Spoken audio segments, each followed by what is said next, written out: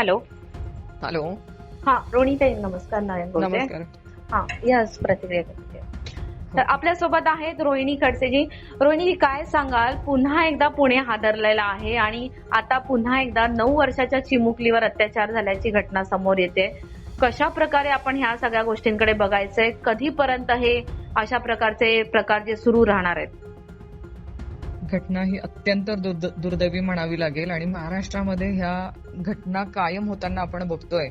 लोक रस्त्यावर उतरत आहेत, न्याय मागत आहेत आणि सरकारकडनं फक्त आश्वासनं दिली जात आहेत की आम्ही फास्ट ट्रॅक कोर्टामध्ये नेणार, आम्ही गुन्हे नोंद करणार.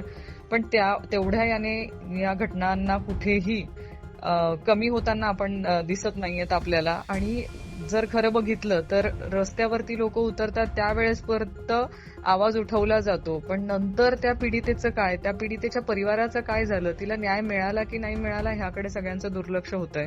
मला असं वाटतं की न्याय व्यवस्थेला आज जे कायदे आहेत ते कडक करण्याची अत्यंत गरज आहे, कारण ह्या आरोपींना, ह्या नराधमांना कायद्याचा कुठलाही वचक त्यांच्यावरती शिल्लक राहिलेला दिसत नाही. त्यांना कायद्याची भीतीच त्यांच्या मनामध्ये नाहीये. पण आपण कायद्याबद्दल बोलतोय रोहिणीजी, पण पोस्को सारखा इतका कडक कायदा असूनही कुठेही कोणालाच त्याची भीती राहिलेली नाही, कुठलाही धाक राहिलेला नाही.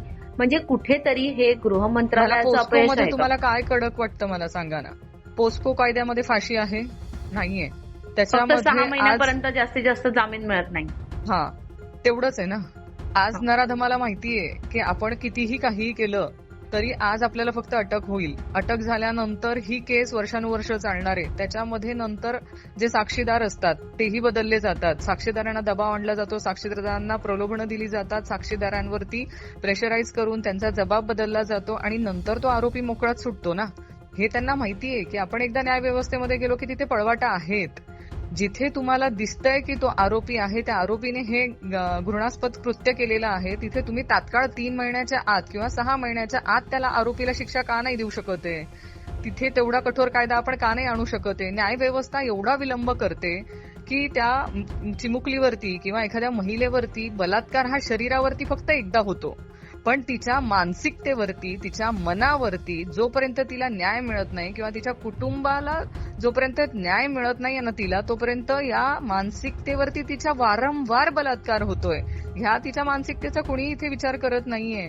काही तर गुणास्पद इतकं आहे की तिचा रेप, बलात्कार केल्यानंतर तिला मारून टाकतायत, तरीही आरोपी जामिनावरती सुटतायत, तरीही आरोपींना ह्या शिक्षेतनं त्यांना ते बाहेर निघता आहेत, कारण सगळे साक्षीदार फिरतायत त्यांच्या याच्यावरनं, साक्ष देण्यावरून.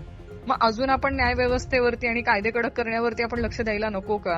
पण कुठेतरी आता हा जो आरोप प्रत्यारोपांचा खेळ आहे, आता सरकार म्हणणार की विरोधक नुसते आरोप करतात, विरोधक म्हणणार की सरकार काही करत नाही. या सगळ्या पलीकडे जाऊन आपण आपल्या राज्यातल्या म्हणा देशातल्या मुलींना वाचवण्यासाठी काय करायला पाहिजे, असं काय ठोस करायला पाहिजे तर कुठेतरी जाऊन या नराधमांच्या मनामध्ये भीती तयार होईल? मला कुठलंही सरकारवरती आरोप करायचे नाहीयेत.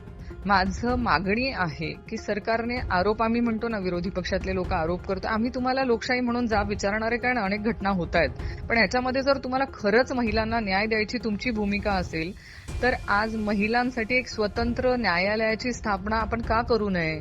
50% महिलांची लोकसंख्या आज आहे, पण त्यांना मिळणारा न्याय, जर तो एखाद्या मुलीवरती अत्याचाराची घटना झाली असेल, एखाद्या महिलेवरती, एखाद्या 60, 65, 70 वर्षाच्या मुलीवरती अत्याचाराच्या घटना झाल्या असेल आणि तिला न्याय मिळायला जर 10, 15 वर्ष लागत असतील, 7, 8 वर्ष लागत असतील, तर आपल्या कायद्यामध्येच म्हण आहे, जस्टिस डिलेड इज जस्टिस डिनायड. त्याच्यामुळे त्या जस्टिसला काहीही अर्थ राहत नाही. त्याच्यामुळे अशा केसेसला लवकरात लवकर कसं सोडवता येईल ह्याच्यासाठी एक स्वतंत्र न्याय व्यवस्था उभी करणं आजची काळाची गरज आहे आणि त्यासाठी सरकारने प्रयत्न करणं गरजेचे आहेत. शाळांमध्ये आपण ह्या लहान लहान मुलांमध्ये हे रुजवणं गरजेचं आहे की महिलांचा आदर, सन्मान करणं किती गरजेचं आहे, हे संस्कार त्यांच्या मनामध्ये रुजवणं गरजेचं आहे. त्यांच्यामध्ये गुड टच, बॅड टच हे शिकवणं गरजेचं आहे, जे सरकार म्हणतं आम्ही शिकवतोय, पण सगळ्याच शाळांमध्ये गुड टच, बॅड टच हे शिकवलं जात नाही. ते कंपल्सरी करणं, पोस्को कायदा असेल किंवा बलात्कारासंदर्भातले किंवा महिलांच्या संदर्भातले जे कायदे आहेत त्याची तोंड ओळख तरी शाळांमध्ये करून देणं गरजेचं आहे की बाबा तुम्ही हा जर गुन्हा केला तर तुम्हाला ही शिक्षा असणार आहे. ही तोंड ओळख का होईना आपल्याला कायद्याचा वचक बसण्यासाठी बालमनांवरती लहानपणीच हे मुलांना बिंबवावं लागणार आहे. तेव्हा तो धाक कुठेतरी लोकांमध्ये या सोसायटीमध्ये तयार होईल. आज त्यांच्यामध्ये कुठलाही धाक दिसत नाहीये. जर त्यांना कायद्याचा धाकच नाहीये तर ते आरोपी त्यांना समोर जाऊन गुन्हा करताना भीतीच नाहीये ना. मग हे आपण बदल करणार आहोत की नाहीये. आज समाजामध्येही आपण लोक जागृत राहायला गरज आहे.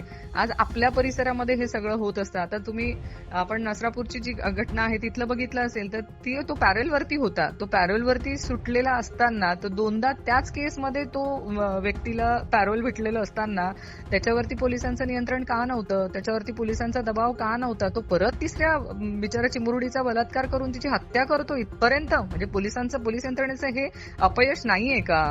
आज मुख्यमंत्री महोदय म्हणतात की आम्ही पॅरोलवरती आता कुठल्याही महिलेच्या वरती लैंगिक अत्याचाराच्या घटनांमध्ये पॅरोलवरती सूट देणार नाहीये. पण एवढ्यावरती थांबणार आहे का. सगळे आरोपी हे काय पॅरोलवरती नसतात बाहेर.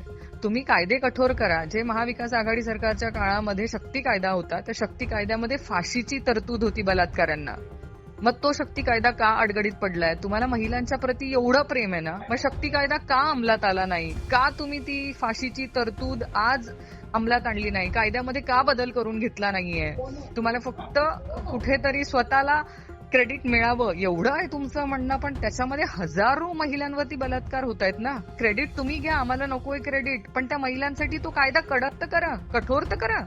त्यांना फाशीची शिक्षा तर त्या कायद्यामध्ये आणा.